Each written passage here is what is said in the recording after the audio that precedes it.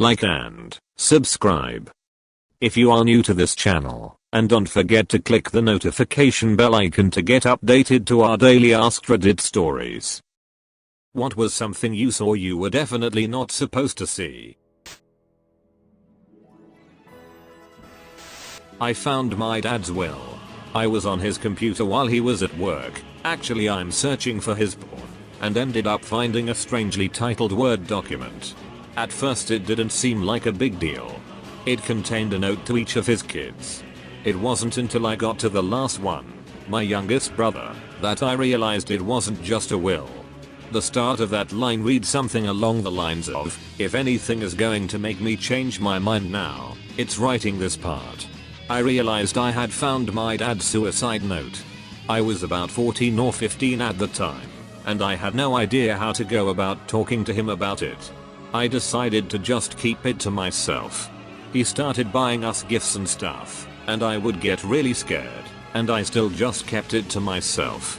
I remember one day on the weekend I woke up in my bed to loud bang coming from my dad's room. I laid there in bed for probably half an hour frozen. Once I worked up the strength, I went to his room and opened the door. He wasn't in the bedroom. I was so confused until I saw that the bedroom window was open. What had happened is that there was a gust, and the wind had slammed the door shut, but my paranoid brain had heard a gunshot. After that I was laughing hysterically, and I don't have much memory of the day past that. Shortly after this incident, my dad had returned most of the gifts he bought us kids, and I slowly started to believe that he had changed his mind. I never confronted him about it until last year, about 14 years or so later, but I never fully accepted that he was okay now. I called him distraught about a separate matter, and he started talking to me about depression. He told me on his own about he had considered taking his life, and went into detail about it, and all I could do was cry and tell him, I know. We talked a lot longer after that, and we were finally able to put it all to rest. Growing up with my little brother and single mom, we never had a lot, but she made sure we always had a safe and decent place to live, and there was always food on the table. She never really ate much. I remember dinners of baked chicken, beef stew, salmon. It was a lot cheaper a million years ago. Good food, nothing terribly extravagant, but always nutritious, yet she barely ever ate. When I was 10, I saw her eating peanut butter and jelly on crackers in her room after dinner. That's when I realized there was never enough food for all three of us. She would cook what we had for my brother and I, and she would eat the bare minimum, always out of sight, so that my brother and I wouldn't worry about the actual level of poverty we were at. I never asked for another material thing from her after that night. When I was in college, I worked at an arcade/mini golf joint that seemed to give zero ducks about actually making money, but was never in any kind of financial trouble. When I got hired, the owner literally said, I pay minimum wage, and I expect to get minimum work for it. I worked the front counter, and collected money for the mini golf and sold cups of coins, or you could just use the coin changer. The till was completely busted, and would be off by $50 or more in either direction no matter what you did. I realized very quickly that I could just pretend to ring up golf fees and cups of tokens and pocket the cash, so I'd pocket $30 to $40 every shift, and nobody seemed to give a shit. One of the assistant managers let me take a break 20 minutes after I'd just taken a break, because some of my friends had shown up and wanted to smoke a bowl with me. He was like, that is totally more important than your job. It was awesome. Then one day I walked into the owner's office while his secretary was recording figures in the ledger. I can read upside down pretty well, and it was very obvious that the figures she was recording had duck all to do with the business we were doing. We sold maybe $60 of golf fees a night, and maybe $100 in coin cups, but she was recording $600 and $1,000 for each. I commented on the discrepancy, and quipped about how someone would think we were in the laundry business, and she got really squilly and told me to leave the office. The next day the owner called me into his office, and we had a very circumspect conversation about how much I was enjoying working there and enjoying the perks of the job, and I very much got the sense that he was trying to decide if I was going to tell anyone anything. Apparently he decided I wasn't, and so I kept working there. About a year later the owner was arrested for money laundering, and we all got fired. Still the best job I ever had. The mob is an A+ employer, would work in fake business again. As a middle schooler, I picked up a book at the library, flipped through the pages, and found an application for a replacement birth certificate for some old man. It had every detail about his personal identification on it, so naturally I took it home thinking, I'll just hold on to this in case I ever need to assume a fake identity by pretending to be an 80-year-old man and flee the country. My mom found it, and had to explain to me that, no, we don't steal people's identities. I was working part-time at a library for a school subject. One day, they made me enter the data for new books into the library's computer system. As I worked, I did something, don't know what, that made Windows Outlook display onto the PC screen, along with some emails by the librarians directed to my teacher and to the other librarians. The emails basically said that I was really good at my job, and very hardworking, and that the collaboration would be very beneficial both for me and them. I wasn't supposed to read those messages, but they made me feel really happy. When I was 8 or so, my old nanny/babysitter, choose which you prefer, was showing me a video of her time with her boyfriend in Paris. After it blacks out for a few seconds, it then suddenly cuts to her lying on her hotel bed completely naked, legs spread, telling her boyfriend to come get it. She jumped out of her seat, tried to cover my eyes, and told me to never tell anyone. I have now told potentially thousands of random strangers. So, I'm fresh out of school and taking a gap year before starting university. I'd managed to get a job working for the USAF at an airbase in the UK. Details of the job aren't important. So, about 2 AM on this particular night, in early 1988, the runway lights that are normally off come on briefly, for perhaps 30 seconds, then go off. That's when I hear something clearly landing on the runway, and off to the right of the runway, one of the larger hangars opens its doors. In the pitch black, the light from that hangar is quite spectacular. That's when I see it. A small black triangular aircraft rolls straight into that hangar, and within seconds the doors close behind it. This was my honest thought when I saw that. I was definitely not supposed to have seen that.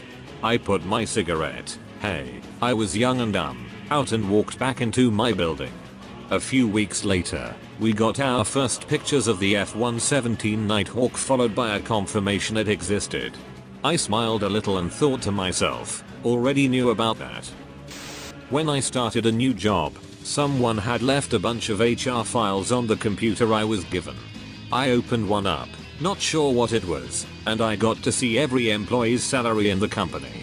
Even the CEO. The next day, it was gone. My boss realized his mistake and logged into my system and deleted the files. It was a memorable experience. Something similar happened twice to me. I'm not in HR, and I grabbed a binder off the shelf that appeared to be empty, that I was going to use for prepping and RFP. Printed Excel spreadsheet of every employee's salary. 5 years later, my boss sends me a budget spreadsheet for the entire team including my peers. I'm making my own adjustments for my team, and realize there are hidden columns. Unhide. And that's when I asked for a raise. When I was 14, a friend hosted a birthday party at his house with all the parents invited. Needed to use the restroom, but the main one was occupied, so my friend told me I can use the one in his mom's bedroom. As I walked up to the door I could hear somebody in there, so I decided to wait until whoever was in there was finished. A good 10 minutes later, my friend's mom, who was hosting the party, and another good friend's stepfather walk out, and see me standing there all confused. They asked what I was doing there, and I just said I was waiting to use the bathroom. Surprisingly they played it cool, and just said I can use it now and walked off. I used to work nights at a manufacturing plant. I went to the bathroom one night, picked out my favorite stall and sat on the toilet to spend the next 10 minutes contemplating life. After a few minutes, a male janitor walked in and started cleaning the bathroom. Another minute later, another male janitor came in to help. They were talking to each other in Spanish, and then started kissing near the sinks, not realizing anyone was in the bathroom. I just sat there silently for a while not knowing what to do. After another minute or two of heavy kissing between the two, I decided to make a few noises so that they knew they weren't alone. My toilet seat creaked when I moved. They both stopped their romance session, looked at my stall, giggled, and ran out of the bathroom, leaving all of their cleaning stuff behind. I quickly cleaned up, flushed and ran out. I actually never saw those same janitors again. I was about 8 or 9, and my parents were going to be out of town, so they had me and siblings stay with the family from our church. Once we got to the house, which was really nice by the way, they had one rule: you can play wherever you want, but the basement is off limits. Me being the little bastard that I was, snuck down there first chance I got, and was supremely disappointed to only find rows and rows of plants growing under lights. Our cat was a little late coming home one evening, unusual for him. I went looking for him, calling his name, not massively loudly as it was late at night in a built-up area. As I walked around the corner to a car park, there he was.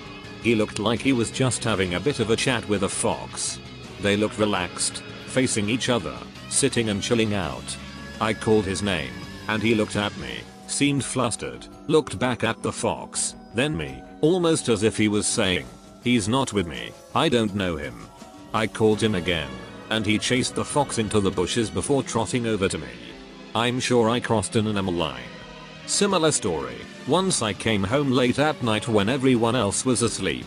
My cat was sitting on the chair on the porch, and there were about 5 or 6 strange cats sitting in the porch or the steps, all facing him.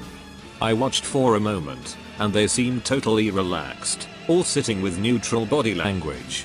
I took a step forward, they heard me and scattered in an instant, and my cat calmly asked to be let inside. He was fat, irritable, and a badass killer.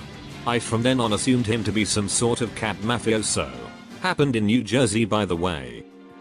Not me but a coworker, several months before I started at the company.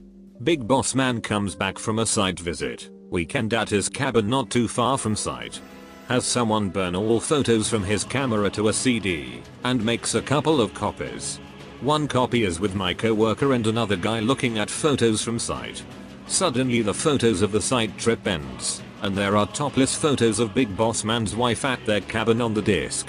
But wait, there's a twist. Another copy of the same set of photos was currently in the boardroom PC where Big Boss Man is showing photos to the client.